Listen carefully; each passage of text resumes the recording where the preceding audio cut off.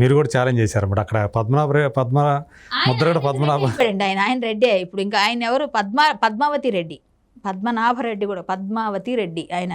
నేనైతే పద్మావతే అంటాను, నేను పద్మనాభం అని కూడా. ఎందుకు మీరు అట్లా జెండర్ కూడా మార్చేస్తారు? ఏంటండి ఆయనే అన్నాడు, అది ఆయనే కదా చెప్పాడు. పద్మనాభరెడ్డి పద్మనాభరెడ్డి పోను ఓన్లండి పద్మనాభరెడ్డి పోను. ఇప్పుడు గెజెట్కి దరఖాస్తు కూడా చేసుకున్నానని చెప్పారు కదా. అంటే ఆయన పాపం అందరి దగ్గర అలా రాయకపోతే ఆయన్ని వీళ్ళు వచ్చి అక్కడ ఎగదేవి చేస్తారు. ఆయనకి ఆయన సెల్ఫ్గా నేను పెట్టుకున్నాను అప్లికేషన్ అని చూపిస్తున్నాడు, అంతే తప్పే లేదు. అంటే జనం కూడా డిసైడ్ అయిపోయి మీరు పేరు మార్చుకోవడం రెడీగా ఉండండి. నామకరణం కూడా చేశారు మనం చూడలేదు. అవును, మామూలు చేశారా? ఫోటో పెట్టి పువ్వులు స్వీట్లు అన్నీ పెట్టి నామకరణ మహోత్సవం పద్మనాభరెడ్డి అని నామకరణం చేసి అది సోషల్ మీడియాలో వదిలిపెట్టారు, అన్నీ చేస్తారు, ఆల్రెడీ అయిపోయింది, అదంతా చేశారు. ఈయన మార్చుకోపోయిన జనాలు ఇంకా లైఫ్ లాంగ్ ఆయన అలాగే పిలుస్తారు. అంటే ఆయన ఇప్పుడు దాకా ఆయన సంపాదించుకున్న ఏదైతే ఒక పేరైతే ఉంది ఆయనకి మొత్తం అంతా కూడా ఆయన ఎవరు లాస్ట్ మినిట్లో బాగా ట్రోల్ అయ్యాడు రాజేష్. అవును, ఆయన పరిస్థితి ఏంటండి ఈరోజు? మహాసేన్ రాజేష్ టీడీపీలో ఆయనకి ఎమ్మెల్యే సీట్ ఇస్తున్నారు అన్నప్పుడు అందరూ వ్యతిరేకించాం, హిందుత్వవాదులు ప్రతి ఒక్కరు. ఎందుకంటే ఆయన సంగతి ఏంటి, ఒకప్పుడు ఆయన చేసిన వ్యాఖ్యలు ఘోరంగా ఉన్నాయి.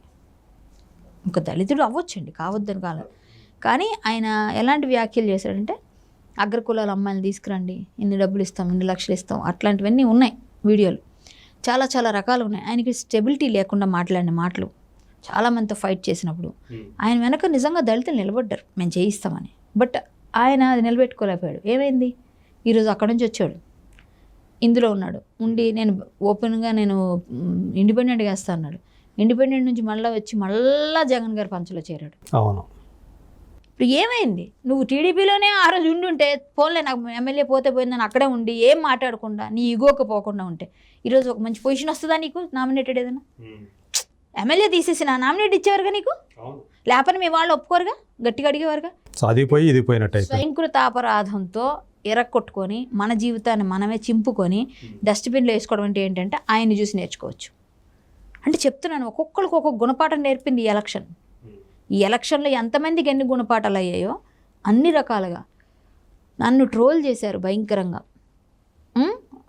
కానీ నేను మాట్లాడినప్పుడు ఎవ్వరూ కూడా కొన్ని విషయాలు, నేను టీడీపీ వాళ్ళు కూడా చాలామంది నన్ను ట్రోల్ చేయాలిగా ఎన్టీఆర్ గారి విషయంలో అన్నారు, వాళ్ళు కూడా అన్నారు. బట్ వాళ్ళకి అర్థమయ్యేటప్పుడు అర్థమవుతుందని నేను వదిలేశాను. నన్ను వాళ్ళు కూడా ట్రోల్ చేశారు, ఓన్లీ వైసీపీ చేశారు కదా, టీడీపీ కూడా ట్రోల్ చేశారు. ఎప్పుడంటే ఈ విగ్రహం విషయం నేను ఫైట్ చేసినప్పుడు చాలా గట్టిగా ట్రోల్ చేశారు. చేసి ఎన్టీఆర్ అనే స్థాయి, నేను ఎన్టీఆర్ గారు అనలేదు, నేను ఒక్క మాట కూడా.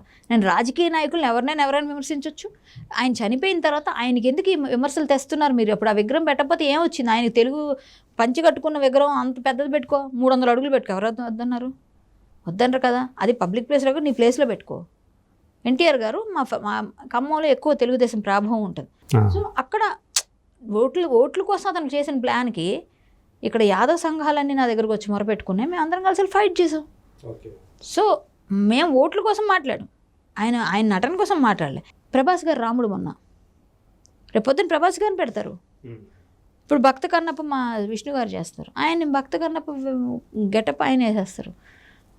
మంజునాథులో శివుడు ఆయన చిరంజీవి గారు వేస్తారు. గోపాల కృష్ణుడి వేషం మరి ఈయన కూడా వేశారు, పవన్ కళ్యాణ్. మరి ఎంతమంది వేషాలు వేస్తే రమ్యకృష్ణ గారు అమ్మవారు, కేఆర్ విజయ్ గారు అమ్మవారు, కరాటే కళ్యాణ్ ఒక అమ్మవారు, లేకపోతే ఇంకొక అమ్మవారు అలా వేసేస్తారా? నేను కూడా వేశాను మరి వేషం, అమ్మవారి వేషం అని చెప్తున్నాను. అలా పెట్టేసుకుంటే ఎంతమంది మరి దేవుళ్ళు అంటే వాటికి సపరేట్ ఏం లేదా?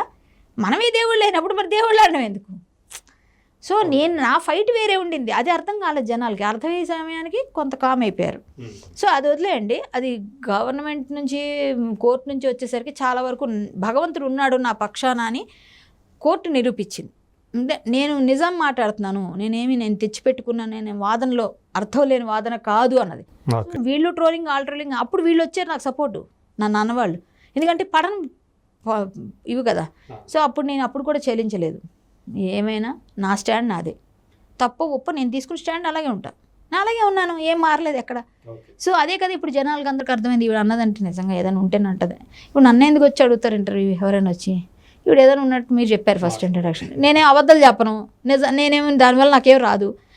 నచ్చిన వాళ్ళకి నా కింద ట్రోలింగ్ చేసేవారు, కామెంట్ చేసేవారు చేస్తూనే ఉంటారు. ఆ కామెంట్ వల్ల నాకేం రూపాయి పైసా నాకేం కలిసి వచ్చేది లేదు, నష్టపోయేది లేదు. ఇంకోటి ఎవరో ఏదో చేస్తారని మనం ఎప్పుడేం చేయము. మీరు అలాగే ఉంటారు అంతే. మీరు ఇంటర్వ్యూలో నాకేం ఇప్పుడు ₹1,00,000 ఇయ్యరు, ఇంటర్వ్యూ ఇవ్వకపోయినా నాకేం డబ్బులు రాకుండా పోయి చెప్తున్నాను. అదే నేను కదా తినాల్సింది, నేను కదా సంపాదించుకోవాల్సింది, నేను కదా ఏదైనా అనుభవించాల్సింది. కాకపోతే ఏంటంటే నెగిటివ్ ట్రోల్స్ చూసినప్పుడు కొంచెం మనసు చివుక్కుమని బాధపడతారు అందరిలాగే. అయ్యో మన సమాజం కోసం పవన్ కళ్యాణ్ గారు అలాగే ఆలోచించి ఇప్పుడు మాటలు పడి రాజు అయ్యాడు అని చెప్తున్నాను. ఈరోజు కళ్యాణి బాట పడినా ఒకరోజు నేనేంటో నిరూపించుకుంటానని ధైర్యంతో నేను ఉన్నాను. ఇప్పుడు కూడా ఒక రోజుకి నాకంటూ ఒక రోజు ప్రతి ఒక్క అంటారు కదా, ప్రతి ఒక్కొక్క రోజు వస్తుంది అంటారు. అలాగే నన్ను అనుకుంటాను నేనే పోను అనుకోండి, లేదా జనాలు అనుకున్న సామెత చెప్పాను అనుకోండి, నా రోజు నాకు వస్తుంది అంతే కదా. ప్రతి ఒక్కళ్ళు నన్ను అన్న వాళ్ళందరూ ఇప్పటికే అర్థమైన వాళ్ళు ఉన్నారు. నా ఫ్రెండ్ సర్కిల్లో అయితే నేను ఏంటో తెలుసు. నాకు ఫ్రెండ్సే ఉండరు, నాకు పబ్బులు పార్టీలు ఇవన్నీ తెలియవు కాబట్టి నాకు ఫ్రెండ్స్ ఉండరు. నేను ఎప్పుడు చాలా తక్కువ ఫ్రెండ్స్. నీ ఫ్రెండ్స్ ఎవరో చెప్తే నువ్వేంటో చెప్తానంటారు ఒక సేయింగ్ జనరల్గా, అంతే కదా. జనరల్గా ఎవరైనా మనతో ఉండే చాలా మంది ఆర్టిస్టులకి పబ్లిక్ వెళ్తారంటారు, మీకెందుకు? నాకు అలవాటు లేదు సార్. మీరు ఎక్కడైనా ఎంక్వైరీ చేసుకోవచ్చు. నేను ఓపెన్గా చెప్తున్నా, నా ఫోన్ కావాలని మీకు ఇచ్చేస్తా ప్రతిదీ. అసలు నా వాట్సాప్ మీరు ఇప్పుడు ఓపెన్ చేసి చూపిస్తాను మీకు లైవ్లో. నా ఫోన్ తెప్పించమ్మా, అసలు నేను ఓపెన్ చేయకుండా ఉంటుంది వాట్సాప్. నేను ఏది చూడను. యజ్ఞమూర్తి గారని పేరు రాసుకున్నా, మీ నెంబర్ చివరి నెంబర్ గుర్తుపెట్టుకున్నా, మీరు ఏదైనా కనిపించుకున్నా లేదో పెట్టుంటారు, అవసరం ఇంపార్టెంట్ అయి ఉంటుంది అని అప్పుడు చూస్తాను. దానికి రిప్లై ఇవ్వాల్సి ఇస్తా, లేకపోతే అసలు నేను చూడను. ఫస్ట్ ఆఫ్ ఆల్ నేను మ్యాక్సిమం చూడను. నేను ఏదైనా యూట్యూబ్ చూస్తాను. యూట్యూబ్లో ఏం ట్రోలింగ్స్ అవుతున్నాయి, మన మీద ఏమైనా పెట్టుంటారు కదా ఎవరో ఒకరు, అప్పుడప్పుడు చూసుకుంటాను. లేకపోతే ఎవరు నాకు పంపిస్తారు, లేకపోతే హరికథలు, లేకపోతే నేను ఏం చేయాలి నెక్స్ట్ నేను రాస్తుంటాను కూడా. అంటే చెప్తున్నాను నేను అసలు మీరు నాకున్నని ఏది నేను ఇందులోనే ఉండనండి. పబ్బులు అవన్నీ అస్సలు. ఇదిగోండి మీ గ్రీన్లో ఉంది చూడండి. ఒక్కటన్నా ఓపెన్ చేస్తుందా? అన్ని గ్రీనే కనపడుతున్నాయి. ఎక్కడైనా ఓపెన్ ఉన్నాయా? నేను చెప్పి చిన్నగా అసలు కొంచెం కాదండి. నేనేమైనా అబద్ధం చెప్తున్నానా? నేను పైనుంచి ఒక నిమిషం. ఇదిగోండి 1 2 3 4 5 6 7 8 9 10 11 12. మీరు ఎంత దూరమైనా వెళ్ళండి. మీకు మ్యాక్సిమం తెలిసిన వాళ్ళు ఎవరైనా ఉంటే, ఏదైనా గ్రూప్స్లో ఉంటే గ్రూప్స్ మాత్రం ఓపెన్ చేస్తే కనిపిస్తుంది ఏమైనా ఉన్నాయేమో అని. అన్నీ ఆల్మోస్ట్ నేను ఏది ఓపెన్ చేయను, చూడను. మీకు సమాచారం ఎట్లా తెలుస్తుంది? ఎవరో మీకు ఏదో వస్తుందండి. మీలాంటి వాళ్ళు ఎవరో ఒకరు చెప్పేస్తుంటారు. నేను ఫేస్బుక్లో యాక్టివ్గా ఉంటానుగా తెలిసిపోతుంది, అక్కడ వచ్చేస్తుంటే నాకు ఫేస్బుక్లో యాక్టివ్గా ఉంటాను.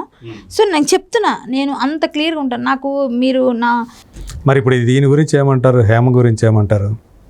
అంటే యాక్చువల్గా మా అధ్యక్షులు వాళ్ళు చెప్పేశారు, మేము తప్పంటే నేను అంతా కూడా మీకు చూస్తే న్యూస్ అంతా కూడా మా వాట్సాప్ గ్రూపుల్లో విష్ణు గారు ఈ విషయం అడిగారు మా సభ్యుల్ని, ఏం చేద్దాం సస్పెండ్. ఎగ్జిక్యూటివ్ కమిటీ మాది ఉంది కదండి, మేము ఎలక్టెడ్ బాడీ. ఇప్పుడు మేము కేడర్లో మేము కూడా ఉన్నాం అందులో. సో నేను మొత్తం అందరినీ ఎప్పుడు ఏదున్నా ఓటింగ్ ఉంటుందా, లేకపోతే మాట్లాడుకుంటాం. ఒకవేళ మీటింగ్లో కూర్చున్నాం అనుకోండి, మీటింగ్ ఉందనుకోండి, మా అందరికీ ఈసీ మీటింగ్ ఉంటుంది. ఈసీ మీటింగ్ పెడితే ఈసీ మీటింగ్లో డైరెక్ట్ అడుగుతారు. అడిగినప్పుడు మెజారిటీ అక్కడే చెప్పేస్తాం, ఎస్ ఆర్ నో, లేకపోతే ఇది మాకు ఇది అభ్యంతరం అని. అందరూ ఎలాగ అసెంబ్లీ ఎలా కొట్టుకుంటారో అలాగే మాట్లాడుకుంటాం మేము కూడా.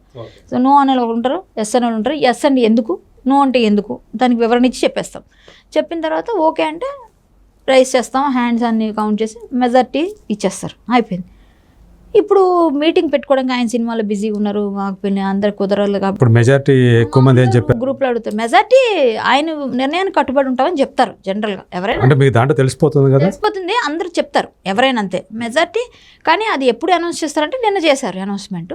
అంతవరకు నన్ను ఎవరు అడిగినా నాకు తెలియదని మీరు బాలాజీ గారిను విష్ణు గారిని అడగండి. ఎందుకంటే యాక్చువల్గా ఏంటంటే president or vice president, general secretary చెప్తారు బయటికి. తర్వాత జాయింట్ సెక్రటరీకి జనరల్ సెక్రటరీ ఏమని చెప్పి నువ్వు చెప్పమ్మా అంటే నేను చెప్పాలి. నేను అలా చెప్తాను, నన్ను అడిగితే నాకు సంబంధం లేదు.